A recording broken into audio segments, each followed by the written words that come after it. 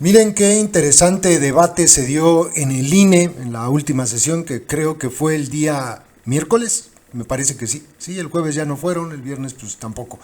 Bueno, el caso es que se toca el tema de la fiscalización de las campañas electorales. Creo que todos sabemos, es bien claro que desde hace más o menos 2 años, por lo menos, 2 años, la organización delictiva de la secta empezó con su pre-campaña, y todo impulsado desde la propia presidencia. Vimos todos cómo Lady Rebsamen hacía recorridos los fines de semana por todos los estados gobernados por la organización criminal a la que pertenece, y cómo estos eventos eran pagados con recursos públicos por los gobiernos de su propio cártel. Y entonces hacían supuestas reuniones para presentar en Campeche, por decir algo, el programa de seguridad que se implementó en la Ciudad de México y compartir con esto experiencias y, en fin, esas tonterías. Y lo vimos en todos los estados: Campeche, Oaxaca, Chiapas, Guerrero, Veracruz, en todos los estados gobernados por la secta. Y todo eso cuesta dinero.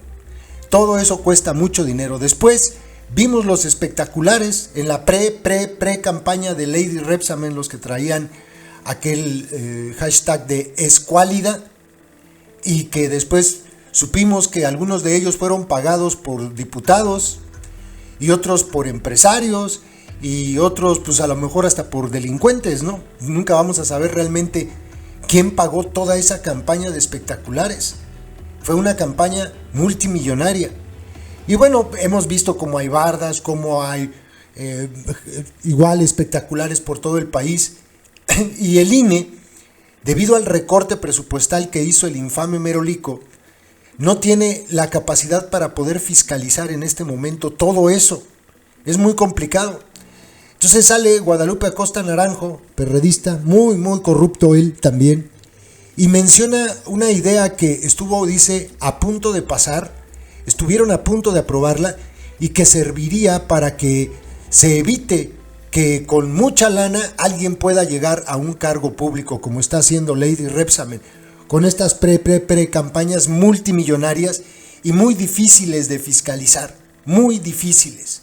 Entonces lo que él propone es que en todos los distritos electorales, son 300 distritos, haya una oficina de fiscalización del INE, y que esta oficina sea, cada una de estas oficinas sean las que tengan, de acuerdo a la cantidad de recursos públicos que se le destinen a los partidos, el dinero en sus manos.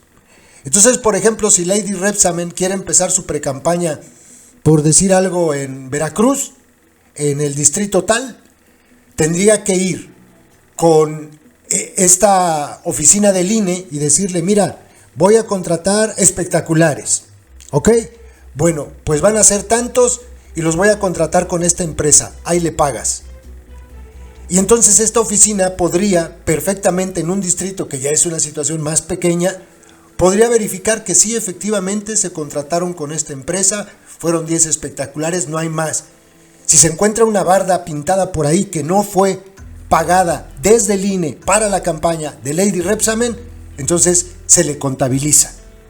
Y eso evitaría que haya este dispendio enorme de dinero para las campañas. Me parece una idea buena, pero pues difícilmente la vamos a ver. Por lo menos no mientras la organización delictiva de la secta esté gobernando, porque ellos adoptaron todas estas prácticas muy priistas que ahora están llevando a cabo con su candidata. Y obvio, les funciona, les gusta cómo se ve, pueden hacer campañas sin que sean fiscalizados, por ejemplo, los apoyos de los alcaldes, de los gobernadores, de los diputados, etcétera. Es muy difícil que lo pueda detectar el INE, que lo pueda fiscalizar, porque la fiscalización es central, se hace desde la Ciudad de México, y eso es pues prácticamente imposible. ¿Cómo vas a ver a alguien de la Ciudad de México, el personal del INE de la Ciudad de México, que en Sonora hay un espectacular que acaban de poner y que no fue reportado en los gastos de campaña? Eso lo hace imposible. Entonces la idea es buena, me parece buena, pero pues repito, mientras Mientras esté la organización delictiva de la secta en el gobierno, esto no va a pasar, porque pues es la forma que ellos encontraron para ganar las elecciones. Quisiera referirme al tema, motivado, se fue ya Silvano Garay, pero su intervención me motivó a participar porque creo que aborda la necesidad, y lo aborda de manera correcta, como ya algunos más lo han hecho, de que debemos de buscar perfeccionar el sistema de fiscalización que tenemos hoy de manera institucional. Se han dado avances muy importantes en fiscalización, no deberíamos de regatear esos avances. Desde que llegamos o que llegó el IFE en su momento, aquellos dos grandes casos emblemáticos de amigos de Fox y del Pemex Gate, a la fecha, la fortaleza de ahora el INE en materia de fiscalización ha aumentado mucho. La desaparición de los secretos, de todos los secretos que existían, la capacidad y los dientes que se le han dado al área de fiscalización han sido muy importantes, pero evidentemente la dinámica electoral crece, camina, evoluciona y debemos también de tratar de buscar evolucionar en materia de fiscalización. Los partidos políticos todos hemos metido en complicaciones al Instituto Nacional Electoral y al área de fiscalización. Tal vez el hecho más grave que ha tenido bajo presión a esta área fue el adelantamiento de las campañas presidenciales. Pasada la elección del 21, el presidente de la República decidió destapar a sus aspirantes, no le digo como él les dice, y arrancó una clara campaña anticipada que metió en crisis toda el área de fiscalización.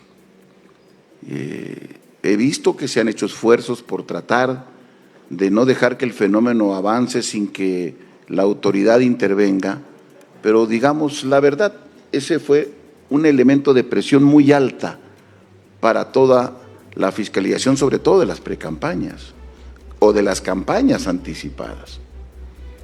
En el caso de la coalición nuestra y de nuestro partido, interpusimos los recursos ante las autoridades correspondientes para tratar de detener estas campañas anticipadas, pero no lo logramos. Y comenzó a haber una inequidad muy grande en el proceso.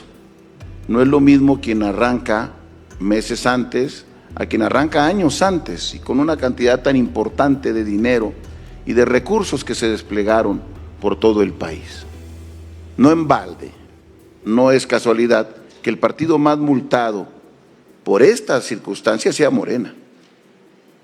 Es el partido que más ha sido multado por esta circunstancia, pero metimos en crisis al conjunto. Hubo un momento que después de meses y de años intentando parar las precampañas, hay que decirlo con realidad, nuestra coalición también decidió abrir un proceso adelantado. 2 años y medio después, pero ya era un asunto pues de una decisión política, que decirlo, lo estoy diciendo a título personal, porque creo que mis dirigentes no reconocerían esta circunstancia. Se tuvo que tomar una decisión política porque lo que se nos pedía por otros partidos, en el caso de nuestros amigos de Movimiento Ciudadano, espérense hasta que arranquen las campañas en, no me acuerdo si noviembre, la fecha, y ya entonces, porque si no, todos vamos a hacer, y nosotros decíamos, mira tú, nos esperamos y les dejamos que sigan avanzando durante meses y durante años, impulsados desde la presidencia y con un despliegue de recursos impresionante que se vio, que nadie aquí puede ocultar.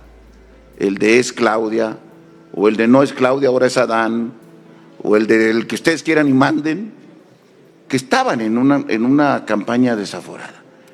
Era un suicidio político, porque además primero fuimos a las autoridades, recibimos negativas, no pudimos detenerla, intentamos que todo el mundo estuviéramos con un piso y ya era una decisión política decirte, llegas con toda la desigualdad al arranque en noviembre de las precampañas. Aún así, en este momento estamos tratando de que nuestra aspirante llegue a los niveles de conocimiento que tiene Claudia, porque ese fue un arranque absolutamente desproporcionado. Bueno, ya está. Es algo que hay que intentar resolver. Ese es o sea, si esto se va a repetir cada elección presidencial y no tenemos manera de parar las campañas anticipadas, entonces vamos a tener un problema que va a dañar nuestra democracia. Es algo que hay que resolver. Yo creo que lo que hay que tratar de fortalecer es el área de fiscalización. El austericidio al que ha sido sometido al INE no le permite, por ejemplo, que tenga un departamento por cada uno de los distritos federales de fiscalización. Yo sí creo que la fiscalización debe de ser central. Creo que ese esquema está bien, pero aunque es una área fuerte, sigue teniendo escasez de recursos, y más cuando se tomaron decisiones que ahogan económicamente al Instituto Nacional Electoral. En esa y en otras áreas, no es cierto que no ha tenido un efecto los recortes presupuestales sobre la estructura y sobre las funciones y las capacidades que tiene el Instituto Nacional Electoral. Hay que volver a revertir esta idea del austericidio para volver a dotar de los recursos suficientes a este órgano para que lo pueda abordar. Yo creo que una propuesta que hay que analizar para el futuro, que estuvo muy cerca de ser aprobada en la reforma de 2014, de hecho lo teníamos en los borradores de los partidos políticos y el gobierno, era la chequera única, como le llamábamos nosotros. Porque hay que reconocer que vivimos un fenómeno, hay doble y triple contabilidad, porque no es en línea la fiscalización. Lo que nosotros proponíamos, porque fue una propuesta nuestra, es que el INE tuviera la chequera de los partidos en tiempos de campaña electoral. Si nosotros decidimos poner 1000 espectaculares, nosotros podemos en nuestra libertad decidir el tipo de mensaje, con quién se contrata, dónde se ubican, y el INE tiene 300 oficinas para pagar esos espectaculares. Evitar la doble contabilidad. Y como eso, muchísimas otras cosas que puede ir pagando el INE y ir teniendo la fiscalización en línea. Porque lo que permitimos es que despachos contables de partidos políticos arreglen posteriormente la presentación de sus informes. Hay que buscar cómo resolver el tema, pero el tema está ahí puesto y tenemos que analizar salidas que fortalezcan la democracia, que fiscalicen los recursos públicos, que eviten el manejo indebido de dineros públicos y privados, y que nos permitan que la democracia sea una democracia sana.